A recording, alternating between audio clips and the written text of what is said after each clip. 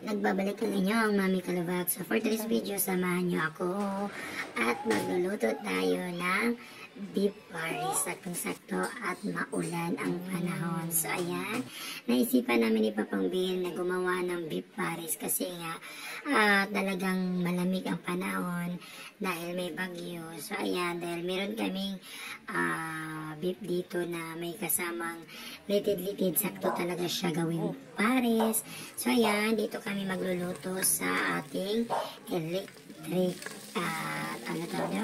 pressure cooker para mas mabilis. So ayan, ginisa lang natin ang ating sangkap, lamas o uban pa. So ayan po si Kuya Kip-Kip nakikigulo sa papa niya. So si Papang Bin pala ang magluluto ngayon sa ating beef pares at tayo naman ang makikigulo. So ayan po, ginisa lang natin yung ating lamas at isinunod namin natin ang ating beef na tingnan yung may litid-litid kasi masarap yung mas malitid-litid kaysa mas malaman sa pares. So, gisa lang natin, kailangan na lumabas yung sarili ng mantika, no?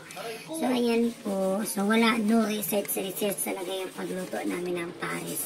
So, talagang idea namin to kung paano kami magluto ng pares. So, nilagay na namin yung celery ba yun?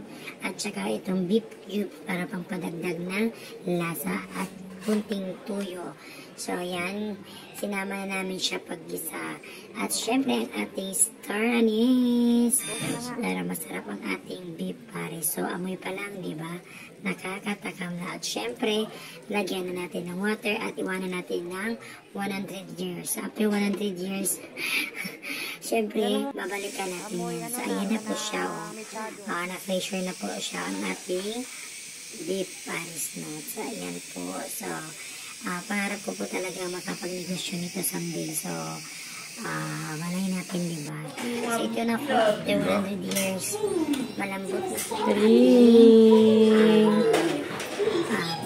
baka. So, yan po, ang bago niya talaga para siyang machado. Machado yung nakalagay sa dati na lami, na nakalagay sa brand ng lami niya.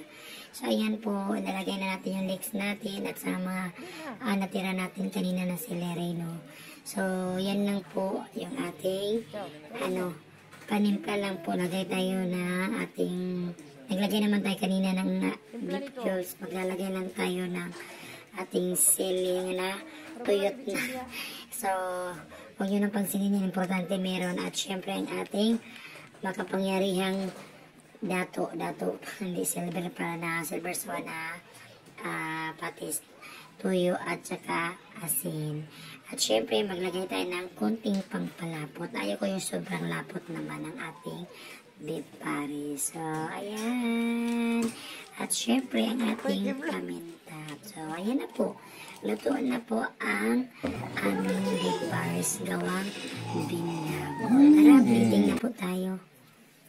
So, naglagay po pala ako ng cabbage niyan kasi gusto ko may gulay. At syempre, ang ating leeks at ating